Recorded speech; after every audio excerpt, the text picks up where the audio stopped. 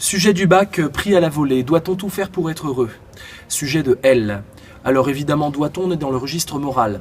Et au nom de quels critères on va dire il faut ou il ne faut pas? Bon, tout faire, évidemment, c'est exagéré. On voit bien qu'en troisième partie, on devra nuancer le tout faire. On va pas aller jusqu'au crime pour être heureux, on va pas aller jusqu'à l'écrasement des autres pour être heureux. Et être heureux, qu'est-ce que c'est? Est-ce que c'est le plaisir, la quête du plaisir, ou la quête de la sagesse, de la sérénité? En général, en troisième partie, c'est pas mal de finir sur la philosophie, qui permet d'arriver au plein bonheur. Donc première partie, une fois les besoins assouvis, l'homme est en quête de plaisir, est en quête de jouissance, et il n'y a pas forcément de frein à cette quête de jouissance. Ça, c'est la première partie. Il faut être du côté de l'avocat, c'est-à-dire plaider, oui, il faut tout faire pour être heureux, de façon absolument radicale. Donc on va radicaliser, on parle de l'eudémonisme grec, on peut parler de la quête des plaisirs, on peut parler de personnages de la littérature qui ont tout fait pour être heureux à tout prix et qui ont éventuellement réussi. Le sens de la vie, c'est d'accéder au bonheur pour l'être humain, et c'est la seule façon d'avoir une vie qui peut être dite réussie. Deuxième partie, on va totalement aller à l'inverse. On va dire oui, mais ça c'est de l'égoïsme, ça c'est de la consommation, ça c'est de l'égocentrisme, et la vie ne peut pas se constituer sur ces valeurs-là, sans quoi ce serait, comme disait Hobbes, la guerre de tous contre tous, plutôt l'homme est un loup pour l'homme. Donc pour construire une société, il faut que les bonheurs, la quête de bonheur puisse s'accorder. Je vous rappelle que la poursuite du bonheur fait partie de la constitution états-unienne, et donc il est nécessaire de pouvoir viser le bonheur pour tout homme pour sentir que on est responsable de sa vie, qu'on a accès à la liberté, mais ce bonheur doit être compatible avec le bonheur des autres. Et on peut, en deuxième partie, questionner les limitations que l'on doit faire à sa propre poursuite du bonheur individualiste, de façon à ce que ça soit un bonheur collectif, une construction collective. C'est l'angle un peu politique et un peu contrasocial, si vous voulez, pour faire la référence à Rousseau. Troisième partie, on va nuancer le tout faire. On ne peut pas entamer la poursuite du bonheur que font les autres. Donc il y a l'idée de trouver un équilibre entre une quête de bonheur légitime, mais qui puisse s'accorder avec celle des autres. On peut finir sur la démocratie, on peut finir sur la philosophie, qui peut être une quête d'un bonheur permanent, mais compatible avec la société humaine. Voilà pour ce sujet. Le deuxième sujet en L, c'est les œuvres éduquent-elles notre perception? On parle d'œuvres d'art, mais ce n'est pas spécifié. Il y a marqué les œuvres.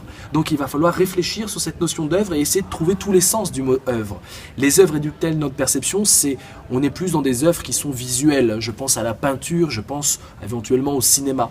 Je pense à la musique, perception auditive.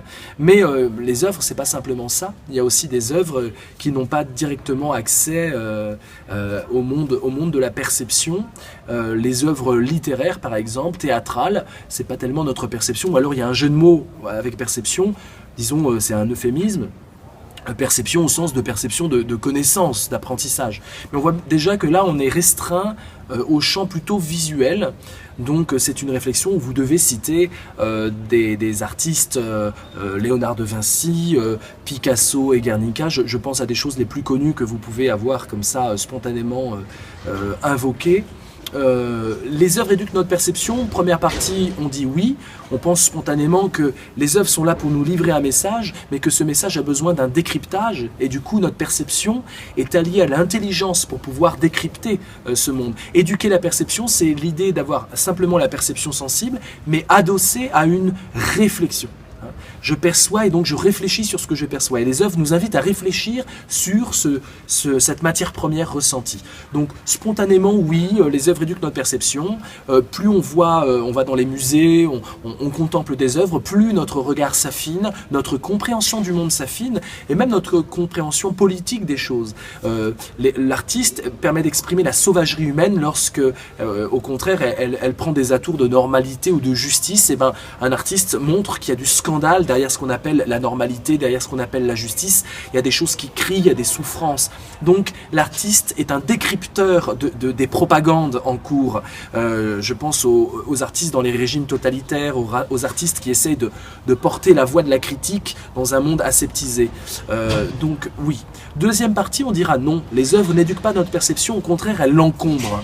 Elles alourdissent notre perception. Quelqu'un qui est dans le monde de l'art et qui ne voit la vie qu'à travers des références artistiques, finalement également s'empêche de voir la vérité des choses, la véritable valeur des choses. On est encombré par ces œuvres qui peuvent être des œuvres, et là on peut parler d'œuvres publicitaires. C'est compliqué de parler d'œuvres publicitaires, mais il n'y a pas précisé art, donc on peut dire les œuvres de propagande, les œuvres de publicité commerciale, les œuvres qui font qu'on a des slogans qui viennent dans notre tête dès qu'on contemple quelque chose du monde. On est encombré par un fatras d'œuvres qui sont comme autant de prothèses pour fausser la limpidité de notre regard.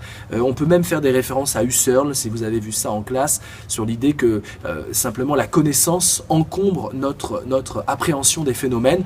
On voit le soleil comme éloigné, alors qu'en fait, naturellement, si on ne savait pas que le soleil était très très loin de la planète Terre, on le verrait tout proche. Donc notre connaissance fausse notre perception elle-même, et les œuvres a fortiori. On peut aussi parler de Platon, qui voyait dans les œuvres des fantômes de fantômes, des imitations de ce que fait l'artisan, donc un éloignement du réel. Et l'accès au réel est à l'opposé de ce que nous propose l'artiste. Et c'est pour ça que Platon rejette les artistes de la cité idéale, parce que les artistes faussent notre perception du monde. Et troisième partie, on peut parler d'œuvres philosophiques, on peut parler d'œuvres littéraires. Moi j'irais dans la littérature. Éduque-t-elle notre perception ? Oui, si les œuvres sont des œuvres de réflexion qui nous font nous interroger sur le monde. Ce serait un hymne à la philosophie pour finir, qui est toujours bien vu en troisième partie. Les œuvres éduquent notre perception parce qu'elles nous font aller plus loin que les données sensibles que l'on recueille du monde. Les œuvres éduquent notre perception parce que elles sont comme un rébus qu'il faudrait décrypter. Et des grottes paléolithiques où on voyait des animaux peints sur les murs jusqu'aux œuvres modernes, on a affaire à une éducation culturelle de notre perception. Et donc les œuvres nous apportent le ferment culturel issu de siècles passés, issu d'une conscience qu'on appartient à une humanité qui n'est pas née de la dernière pluie, mais qui a un long chemin de traversée de misère, de traversée d'épreuves, et ce qui fait qu'on est fort de tout ce passé, et c'est à travers les œuvres qu'on hérite de ce passé qui nous permet de voir le monde autrement. Voilà pour les sujets L.